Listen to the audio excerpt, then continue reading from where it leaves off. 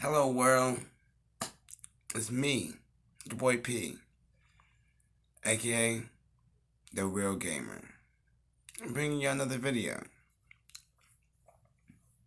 So first of all, how you guys doing today? Hope you're having a good day, a good evening, and good night, whatever your settings may be. Second of all,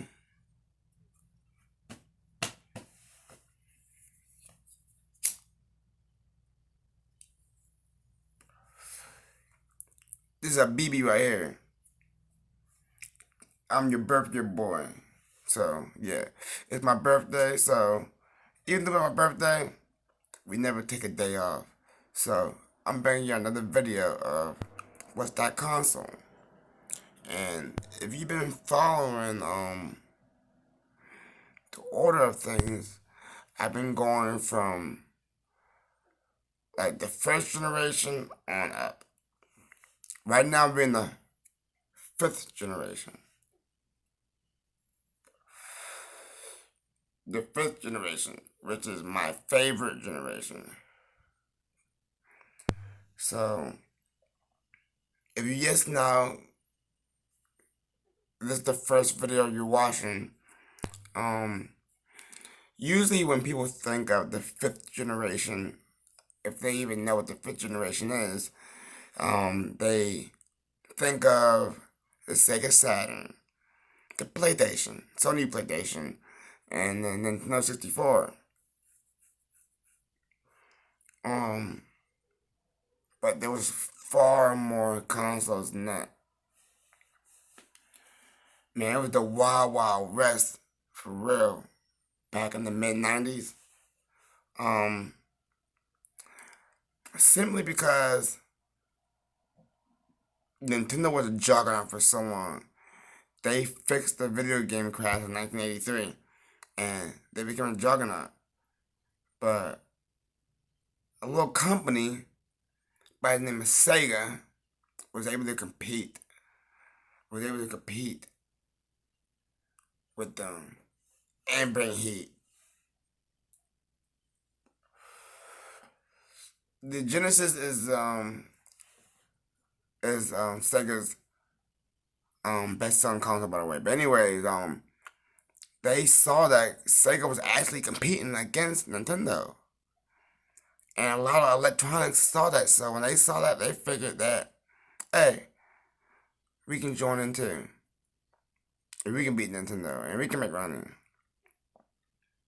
So, to me, there's a lot of these graveyard consoles. They came, had all these little functions, or claiming they did this, and at the end of the day, they were just duds.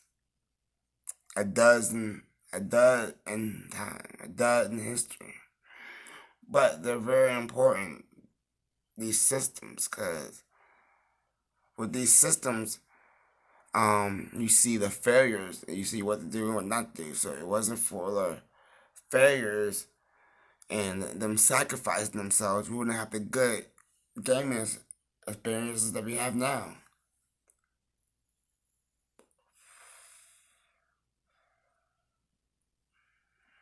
So today, we're doing the Atari Jaguar. As you can see, got it right here. And you can see below the title. Or you might be able to see up above the title. Yeah.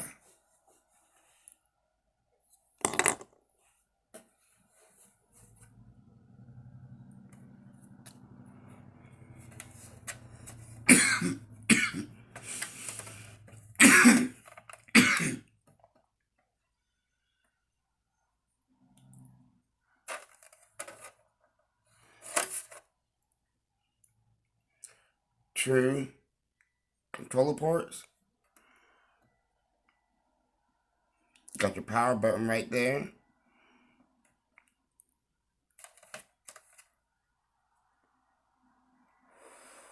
These were cartridges go right there. Matter of fact, yeah, this was a cartridge-based console. These what the games look like.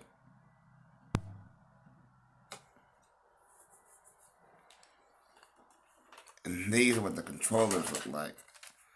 Oh my god, what were they thinking with this?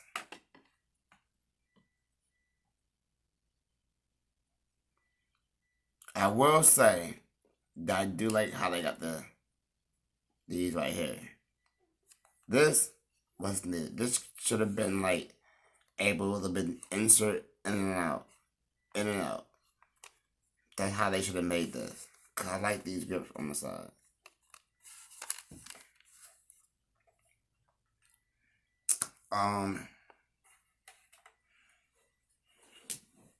It was released in 1993.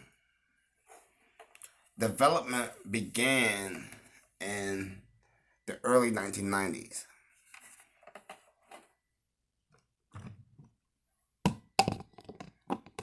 Put this right here.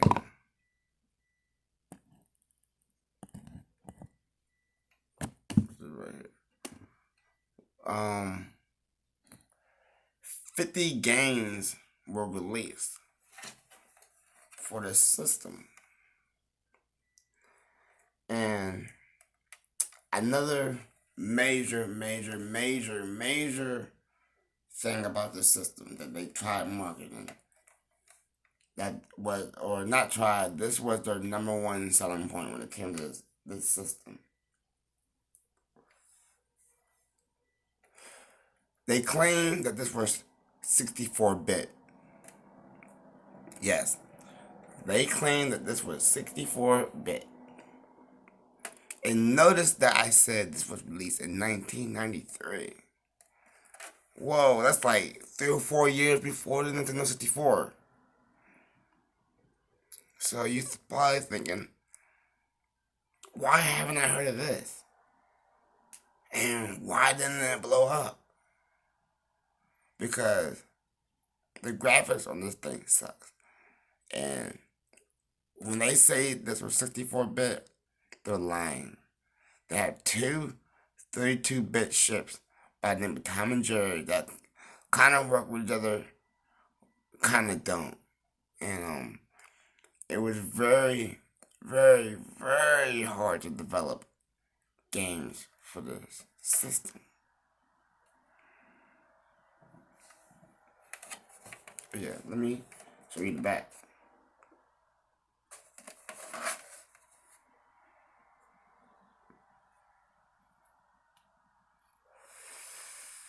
Now, this is where my system is RF. Unfortunately,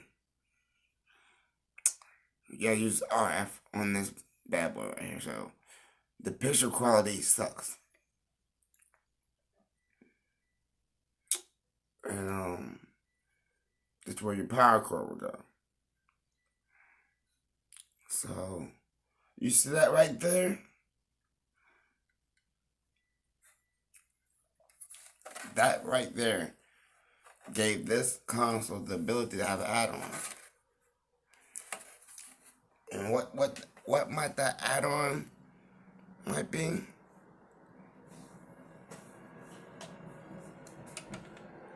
The Sega CD. This was the CD add-on that they had for the Atari Jaguar. And I want to say, let me fix something real quick.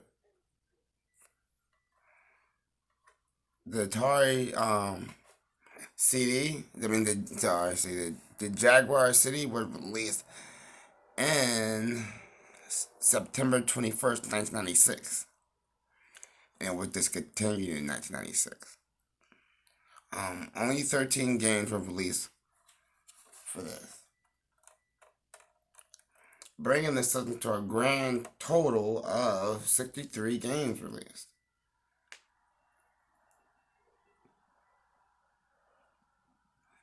So these things right here are the worst. For one thing, this is probably my rarest most expensive thing in my collection, maybe. But these things suck. You know why? These things are notorious. These things are notorious for not working. Notorious for not working. So,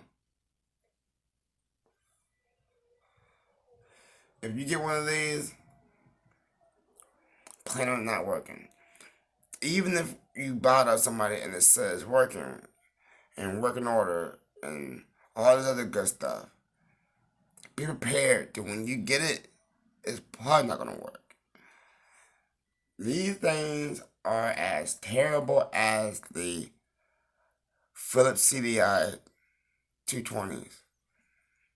Yeah, these things are terrible. They never work. But let me show you how it goes on to the console.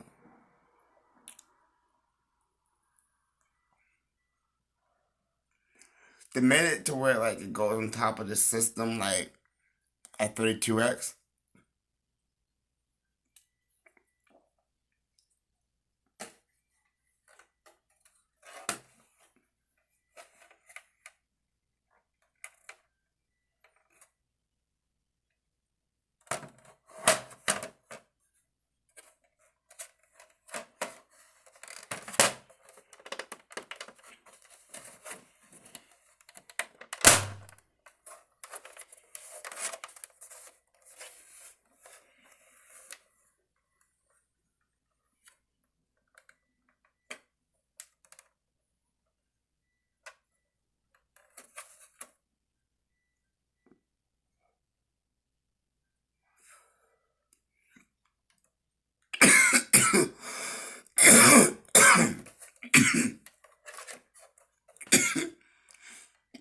Now everybody says that this looks like a space tool or whatever. But I actually think it looks kind of neat.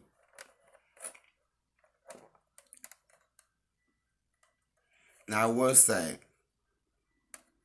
and I'm gonna do a top 5, top 10 video on this. Stay tuned for that. But I actually think this is a very good looking system. They hit it off the park with this. This is a very sleek system. One of my favorites. One of my favorite looking systems. Favorite playing system? Not too much. But yeah, that's pretty much it. The system that came out before it was the system that came out before was the Atari 7800, and its best-selling game was Alien vs. Predator, which I have right here.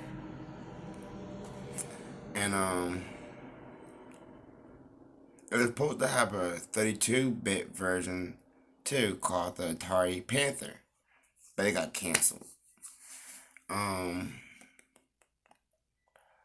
me see, and it was discontinued in 1996, so it had a 3-year lifespan. And